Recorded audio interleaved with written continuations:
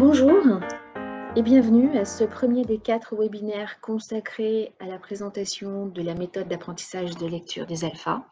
Webinaire destiné à tous les professionnels de l'enseignement et également des cabinets orthophonistes. Ce premier webinaire va porter sur le développement de certaines compétences à acquérir en prélecture afin de pouvoir entrer plus facilement dans la lecture, à savoir la compréhension du principe alphabétique et le développement de la conscience phonémique. Ce webinaire va être décomposé en 4 parties. La première partie où l'on va expliquer pourquoi les alphas, pourquoi travailler l'apprentissage de la lecture avec les alphas. Ensuite, nous verrons quelle est la progression des alphas pour introduire les différentes correspondances phonème-graphème. À ce niveau-là, nous ne parlerons que des correspondances élémentaires. Puis nous poursuivrons avec quelques exemples d'activités que vous pourrez mettre en place, soit en classe, soit en cabinet d'orthophonie.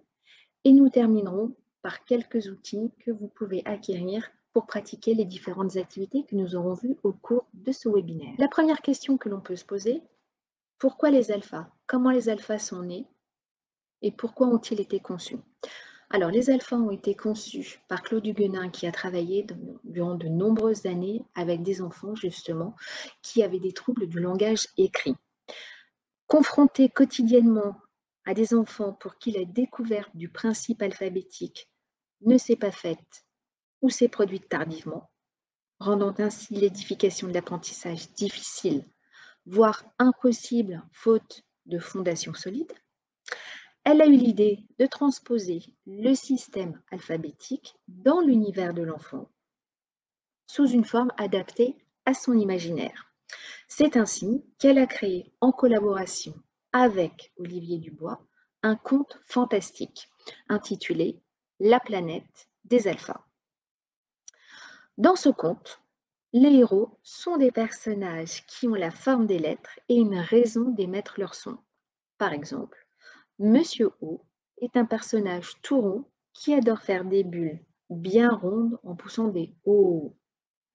Ou encore, le F est une fusée dont le bruit fait F. Ces petits phonèmes ayant pris l'enveloppe charnelle des graphèmes, les alphas incarnent, matérialisent la relation qui va unir ou qui unit les unités phoniques de la parole aux unités graphiques de l'écrit. Seconde question, pourquoi rentrer dans l'apprentissage de la lecture avec les alphas?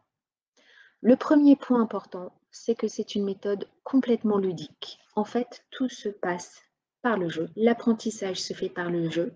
De cette manière, il n'y a pas de perte de motivation de la part de vos petits élèves. Le second point, c'est que c'est une approche unique. C'est une approche disruptive dans l'acquisition des correspondances graphophonologiques. Nous verrons un peu plus tard dans ce webinaire quelle différence il y a dans la présentation de ces correspondances graphophonologiques avec la méthode des alphas par rapport à une méthode syllabique classique. Elle est rapide. Justement, la compréhension du principe alphabétique, qui est une notion complètement abstraite, va devenir tout de suite beaucoup plus concrète. Et vous allez voir qu'il n'y a pas besoin de connaître toutes les lettres de l'alphabet pour pouvoir développer cette fameuse conscience phonémique chez l'enfant. Autre point intéressant, elle est concrète. Ces petits personnages vont vraiment être une aide concrète pour éviter les confusions courantes dans l'apprentissage de la lecture que peuvent rencontrer certains enfants. Ça peut être par exemple des confusions visuelles, lorsque on compare par exemple la lettre R et la lettre N, ou bien des confusions auditives. Si je prends par exemple la lettre V et la lettre F, lorsque je les prononce, ce n'est pas forcément évident, alors qu'avec les alphas, la confusion n'est plus permise puisque l'on va parler du vent et de la fusée. Enfin, elle est plurisensorielle, effectivement. Elle fait appel aux différents sens de l'enfant. Tout d'abord, l'écoute du conte. Ensuite, la manipulation des petits personnages des alphas, des figurines. Et enfin, en regardant, en visualisant l'histoire, soit avec les illustrations du livre, soit en regardant le dessin animé. Ils vont pouvoir s'approprier la forme, le nom et le son des personnages pour après passer aux lettres.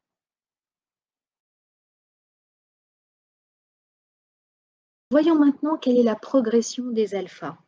La méthode des alphas est connue justement pour son approche ludique de la phonologie, mais elle ne se limite pas à ça. Donc, il est important de pouvoir avoir une vision d'ensemble de la méthode qui démarre de la prélecture en grande section ou bien début de CP jusqu'à la fin du CP. Alors, cette méthode, elle est divisée en 3 niveaux. Le premier niveau consiste d'abord à découvrir le principe alphabétique par le développement de la conscience phonémique. L'étape suivante va permettre à l'enfant de pouvoir déchiffrer ces premiers mots uniquement avec les 16 premières correspondances que vous aurez présentées grâce à l'histoire du conte. Une fois qu'on a commencé à développer cette conscience phonémique, parallèlement, bien évidemment, on ne lit pas dans les livres avec des alphas, mais bien des lettres. Donc, il s'agira toujours, dans ce niveau 1, de pouvoir donner une explication logique pour expliquer comment les alphas se transforment pour devenir des alphas transformés, ce que nous appelons communément les lettres. Une fois qu'on a expliqué la transformation des alphas et que les correspondances graphophonologiques élémentaires sont présentées, l'enfant est à même de pouvoir déchiffrer ses premières lectures avec des sons simples. Donc le niveau 1 est assez riche, comme vous le voyez, développement de la conscience phonémique et compréhension du principe alphabétique, la transformation des alphas pour introduire les différentes graphies, notamment l'écriture script qui va permettre de pouvoir lire ses premiers textes, et enfin l'entrée dans la lecture avec les sons simples. Le niveau 2 et le niveau 3 seront abordés au CP. Le niveau 2, on va présenter les sons complexes les plus couramment utilisés dans le langage oral ou bien dans leurs patrons orthographiques les plus courants. Ainsi, on présentera le son OU, AN, ON, IN, E, OUA dans un premier temps. Et vous voyez là à l'écran que le son AN n'est présenté que d'une seule façon de l'orthographier, le son AN, AN. Tout comme lorsqu'on présentera le son 1, on n'abordera d'abord que le digraphe IN. Et enfin, même chose pour le son ON, où l'on présentera d'abord le digraphe ON. Ce n'est que par la suite, au niveau 3, que l'on pourra voir les différents patrons orthographiques des différents phonèmes qui auraient été présentés précédemment au cours du niveau 1 et du niveau 2. Par exemple, on verra à ce moment-là que le son O, donc Monsieur O qui a été présenté au niveau 1, peut également s'écrire avec le digraphe AU ou le trigraphe EAU. De la même manière, on aura présenté le son ON au niveau 2. On pourra introduire à ce moment-là le son ON au M. Pour le son AN, enfin, on introduira les différents patrons orthographiques AM, EN ou EM. Et enfin, pour terminer, le son 1 que l'on aura abordé au niveau 2 permettra d'introduire par la suite le son 1 orthographié avec AIN, EIN ou IM. Nous verrons également aussi au niveau 3 que certains phonèmes, comme la lettre F, la fusée, pourra s'orthographier avec le digraphe PH. Voilà la progression des alphas. Nous avons vu précédemment toute la progression de la méthode des alphas, de la prélecture jusqu'à l'acquisition de la totalité des correspondances graphophonologiques, élémentaires et complexes, Je vous propose maintenant de voir un petit peu plus en détail comment ça se passe lorsque l'on aborde la méthode de lecture des alphas, soit en année de grande section, mais on pourra aussi l'aborder, bien sûr, si on démarre la méthode au tout début du CP. Donc, je vous ai présenté cette programmation sur toute l'année de l'AGS. Vous pourrez également retrouver la programmation de la méthode des alphas sur l'année de CP sur le site des éditions Récré à lire. Dans la rubrique Actualité, il y a une petite infographie qui représente voilà, toute la programmation sur l'année du CP. Alors, voyons un petit peu plus en détail comment ça se passe. Vous allez voir que le maître mot de la méthode, c'est de respecter le rythme d'apprentissage de l'enfant et de ne pas se précipiter. Donc, vous pouvez débuter la méthode dès le mois d'octobre-novembre uniquement avec la découverte du conte. Ce conte est très important puisque vous allez présenter dès le départ 16 correspondances graphophonologiques simples, la famille des voyelles et une partie de la famille des consonnes, les consonnes longues. Et vous allez travailler sur ce conte pendant plusieurs mois, jusqu'au mois de décembre. Il est très important de prendre son temps. L'idée, c'est que les élèves puissent bien maîtriser toutes les caractéristiques des personnages pour pouvoir après, justement, pratiquer des activités liées au développement de la conscience phonémique. À partir du mois de janvier-février, on va pouvoir mettre en place effectivement la conscience phonémique sur des mots de plus en plus longs, avec des consonnes longues et les voyelles, en intégrant petit à petit les consonnes courtes. Au printemps, la conscience phonémique est en place, en principe, les différents personnages des alphas sont présentés, les voyelles, les consonnes longues et les consonnes courtes. À ce moment-là, on continue toujours de développer la conscience phonémique en intégrant les consonnes courtes. À partir du mois d'avril, vos petits élèves doivent être capables de segmenter des mots de 4 phonèmes et plus. Vous aurez bien sûr en parallèle introduit la transformation des alphas, ce qui vous permettra en principe à la fin de la grande section de proposer des premiers textes simples pour entrer dans la lecture. Alors, cette infographie qui vous est présentée, vous le voyez, n'est pas comme une programmation, une progression d'une méthode d'apprentissage de lecture syllabique classique. En effet, pour la méthode des alphas, ce qui est important, comme je l'ai dit précédemment, c'est de respecter le rythme de l'élève. C'est pourquoi cette programmation est à prendre plus comme un fil conducteur, un fil rouge, qui vont vous donner des repères tout au long de l'année, mais à vous de vous adapter en fonction voilà, des élèves que vous avez en classe. Donc, vous ne trouverez pas chez les alphas de programmation hebdomadaire ou mensuelle. C'est vraiment plus un fil conducteur pour vous permettre de vous repérer. Dans tous les cas, passer du temps sur l'histoire, ne pas avoir peur de laisser les enfants entrer dans ce monde magique, de les laisser s'approprier les personnages.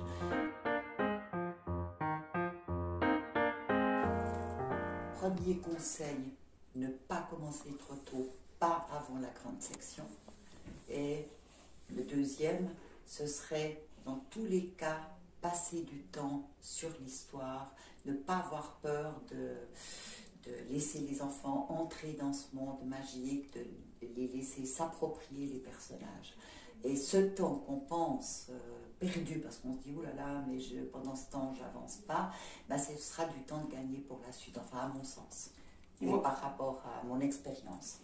Et moi, pour mon expérience d'enseignante, c'est vrai que j'ai pu constater que les années où j'ai pris bien le temps de raconter l'histoire plusieurs fois aux élèves et de leur permettre d'emmener le livre ou le DVD à la maison et de leur donner comme travail d'école du soir, de regarder le DVD ou d'écouter l'histoire des alphas, une fois qu'ils se sont bien appropriés l'histoire, c'est vrai que pour tout ce qui concerne les propriétés des alphas, personnage par personnage, ça va être vraiment d'une grande aide par la suite.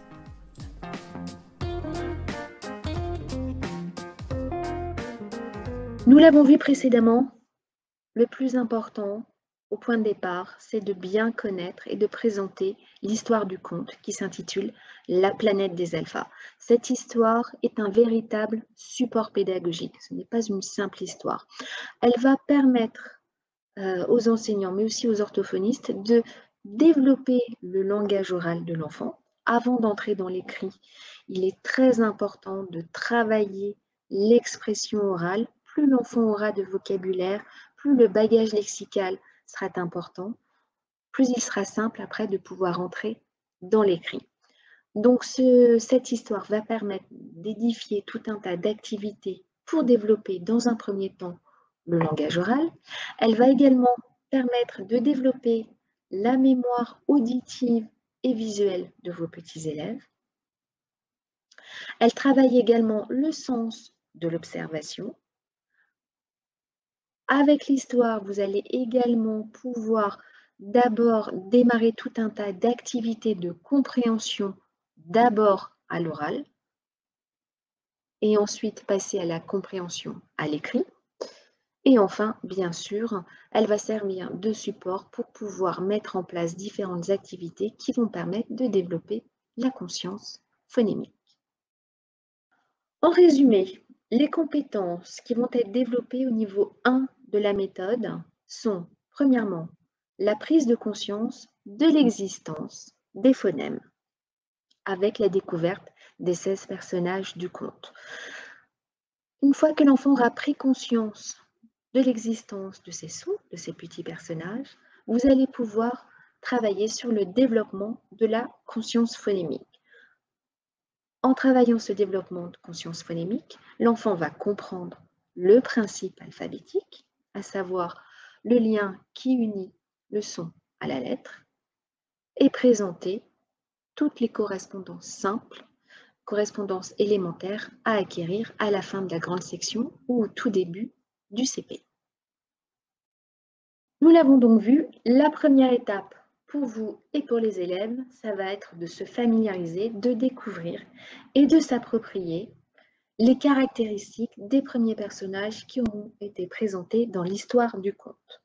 Concrètement, une activité qui peut se mettre en place très facilement, c'est justement de reprendre les caractéristiques des personnages et de proposer un jeu de devinettes.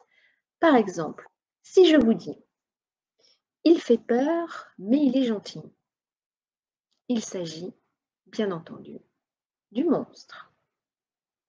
Un autre que les enfants connaissent très bien, il adore faire des blagues et tient sa canne à l'envers. Et voilà, Monsieur A. Un dernier, si je vous dis « Il est complètement bouché et il ronronne », il s'agit bien sûr du robinet. Alors, ici, vous avez un extrait du guide de l'enseignant où vous voyez d'abord pour s'assurer que les enfants connaissent bien toutes les caractéristiques des personnages, vous pouvez soit effectivement faire ces activités de manière collective à l'oral, mais vous pouvez également proposer dans le guide de l'enseignant différentes activités où l'enfant va devoir entourer le personnage dont vous aurez cité les caractéristiques à l'oral, comme je viens de le faire. Première chose. Ensuite, pour travailler, commencer à développer cette conscience phonémique, on va s'amuser à proposer des devinettes. Pourquoi? Parce que les consonnes ne sont pas des phonèmes, ne sont pas des sons, on a du mal à les dire. Hein. Si vous essayez de prononcer une consonne, vous verrez que vous y mettez obligatoirement une voyelle à la suite. Alors, la méthode des alphas a décidé de proposer des formules magiques pour reconnaître ces consonnes. Par exemple, ici, vous avez sac, sifflet, salade, singe. Et là, bien sûr, il s'agit de retrouver l'alpha correspondant dans ces formules magiques. Sac, sifflet, salade, singe. Il faudra bien sûr entourer le serpent. Venons-en maintenant au développement de la conscience phonémique. Je vous ai expliqué tout à l'heure que la méthode des alphas ne servait pas à travailler les différents phonèmes comme le ferait une méthode syllabique classique, fa-fi, fo-fu, mais bien de pouvoir identifier et segmenter dans l'ordre chronologique tous les alphas qui chantent. Précédemment, on a présenté les caractéristiques des alphas et on s'est assuré que les enfants connaissaient bien toutes ces caractéristiques. On va maintenant pouvoir commencer vraiment à jouer avec ces alphas et à les faire chanter. Par exemple, ici, j'ai affiché un petit visuel. Il s'agit de la nuit. Dans le mot nuit, il va falloir jouer à identifier tous les alphas qui chantent. Donc, nuit, dans le premier wagon, je vais poser le premier alpha, à savoir le nez. Dans le deuxième wagon, je vais poser Mademoiselle U, nuit, et dans le troisième wagon, Madame I. Voilà. Alors, à cette étape-là, les alphas qui sont muets sont déjà représentés. C'est très important pour respecter le patron orthographique. Seulement, étant donné qu'on ne les entend pas, l'enfant n'a pas besoin de les reconnaître. D'ailleurs, il ne les entend pas. Nous, on dit à ce moment-là que les alphas dorment. Donc, ils sont représentés sur les fiches d'activité en grisé. Si vous menez des activités collectives et que vous utilisez les grands alphas magnétiques pour tableau, les alphas qui dorment, vous pouvez tout simplement les coucher. Comme ceci, comme la lettre T ici, que j'ai mis, comme ceci, pour signifier qu'on ne l'entend pas. Donc voilà, ça c'est vraiment un point essentiel, primordial de la méthode. Pas de syllabique, mais vraiment segmenter dans l'ordre chronologique tous les phonèmes que l'on a identifiés.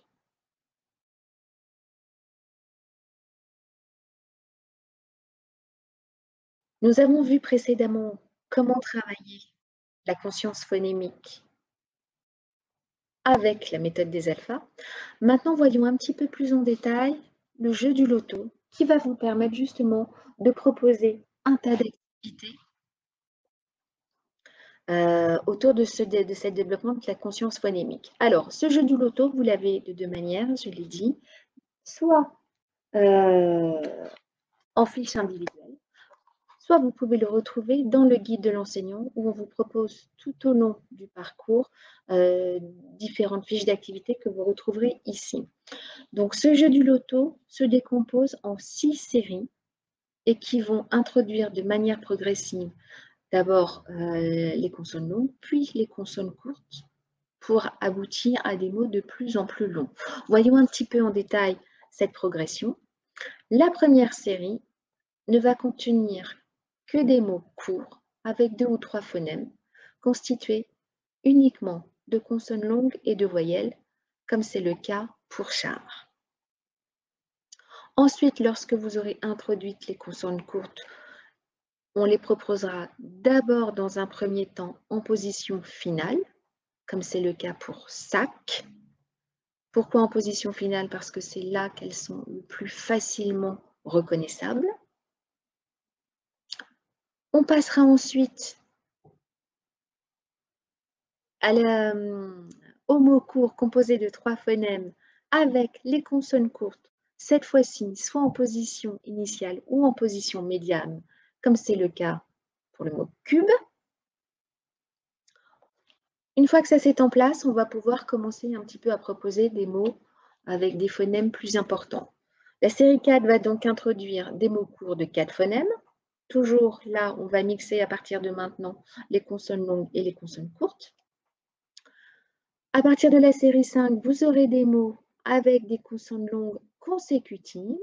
C'est le cas de frites, frites. Et enfin, pour terminer, on finira avec des mots composés de consonnes courtes et de consonnes longues, comme c'est le cas pour le mot prune. Comme vous l'aurez probablement constaté, tous les mots ici qui sont proposés sur lesquels vous allez travailler ne sont des mots constitués uniquement de correspondances simples. Il n'y a pas de son complexe. La méthode s'attache à respecter les capacités cognitives de l'enfant, ne surtout pas les surcharger. C'est pourquoi il n'était pas concevable de proposer cette activité tout de suite avec des correspondances complexes. L'objectif principal, c'est de développer la conscience phonémique. Quand cette conscience phonémique sera en place, ultérieurement, vous pourrez reproposer ce même type d'exercice avec des correspondances complexes.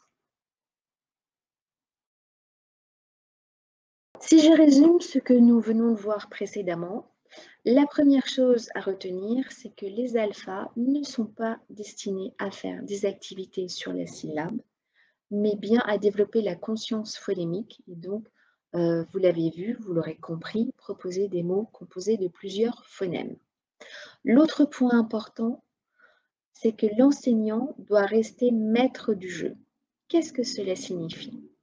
Eh bien, lorsque vous allez au début travailler, enfin plutôt proposer des jeux pour deviner de quel alpha il s'agit, notamment lorsque vous allez présenter les consonnes, les alphas de la famille consonnes, il est très important que ces formules magiques, ce soit bien vous qui puissiez les choisir et les proposer et non pas l'enfant. Pourquoi? Parce que ça permettra ainsi d'éviter que l'enfant ne se construise de mauvais patrons orthographiques. Prenons un exemple concret. Si vous travaillez sur le serpent, comme on l'a vu tout à l'heure, il y avait un certain nombre de formules magiques. Singe, salade, sac. Si un enfant dit, est-ce que moi je peux trouver une formule magique et qu'il propose citron, vous allez voir tout de suite que là, il y a quelque chose qui ne fonctionne pas, puisque à l'oral, on est bien sur le même phonème, citron, serpent, soit. Mais l'erreur est que l'enfant risque de se créer une représentation mentale du mot citron avec le serpent.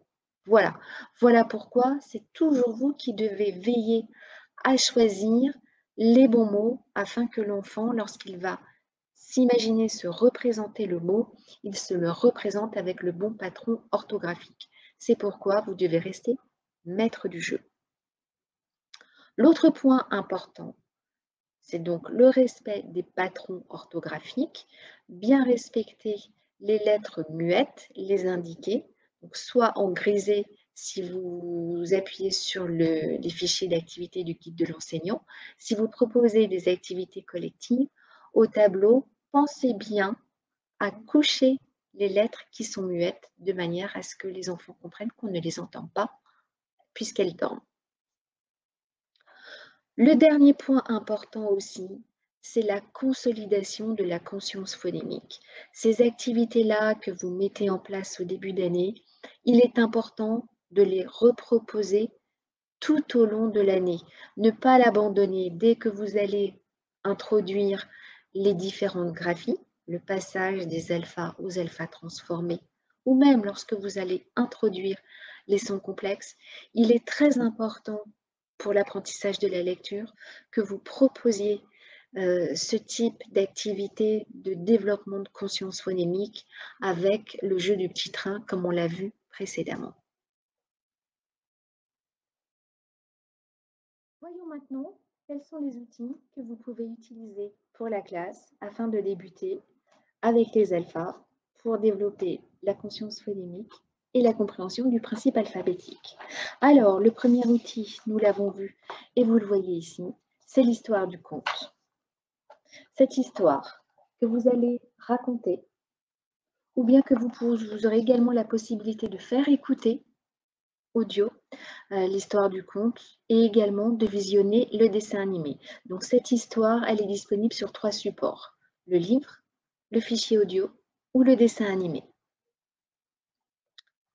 En complément, une fois que vous aurez présenté l'histoire, si vous souhaitez travailler, nous avons conçu un guide de l'enseignant composé de 2 parties. Une partie pour l'enseignant et une partie fiche d'activité à photocopier pour les élèves. Alors, il y a de quoi faire puisque vous avez 300 fiches d'activité pour l'ensemble des 3 niveaux de la méthode. Ces fiches d'activité contiennent à la fois des activités de décodage, d'encodage et surtout de compréhension, puisque l'objectif de la lecture est de comprendre. On travaille donc toujours la compréhension pour mettre du sens sur ce que l'on lit. Donc, le guide du maître, l'histoire du conte, les petites figurines, bien sûr, qui vont pouvoir permettre de créer des petites scénettes pour pouvoir identifier tous ces personnages et acquérir leurs différentes caractéristiques. Nous l'avons vu aujourd'hui également, un jeu très utile pour développer la conscience phonémique, c'est le jeu du loto. Alors ici, vous voyez l'enseignante a placé ses élèves en atelier. Elle s'est assurée auparavant que tous les mots soient bien identifiés, tous les petits visuels soient bien identifiés, de manière à ce que les enfants puissent travailler de manière autonome toute cette conscience phonémique. Un autre outil que je n'ai pas ici, qui ressemble à ça, qui peut être très utile en classe, c'est l'ardoise. Alors moi j'ai l'ancienne version, mais cette ardoise, elle peut être utile lorsque justement vous souhaitez vérifier si la conscience phonémique est bien acquise, lorsque vous faites une activité à l'oral de manière collective. Plutôt que de lever le doigt, les enfants ont la possibilité sur l'ardoise, lorsque vous donnez les différentes caractéristiques des alphas ou les formules magiques, les enfants peuvent venir ici déposer les alphas qu'ils auront reconnus à l'aide des petites figures aimantées. Nous avons donc vu aujourd'hui comment développer la conscience phonémique et faire comprendre le principe alphabétique aux enfants. Pour le vérifier, c'est tout simple. Il suffira pour vous d'énoncer un mot et en reprenant le jeu du petit train que nous avons vu précédemment, demander aux enfants de placer de manière chronologique les alphas qu'ils entendent chanter pour avoir le mot entendu. Lorsqu'ils seront capables de les faire chanter en les faisant fusionner, eh bien ils auront le déclic lecture. Ainsi s'achève ce premier webinaire. Merci de l'avoir suivi ou merci de l'avoir regardé. Prochaine étape, une fois que la conscience phonémique est en place, passer des alphas aux alphas transformés, qui va permettre d'introduire les différentes graphies afin de pouvoir se lancer dans les premières lectures de mots composés uniquement de correspondances simples. Je vous remercie à nouveau de nous avoir suivis et j'espère vous retrouver très bientôt. Au revoir.